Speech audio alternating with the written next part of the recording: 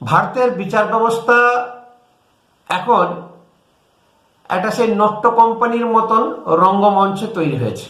মানুষের প্রত্যাশা, মানুষের আশা আকাঙ্ক্ষা বা চাহিদা, সুপ্রিম কোর্ট সেই আগুনে সেই চাহিদা আকাঙ্ক্ষাকে জল ঢেলে দেয় প্রতিনিয়ত।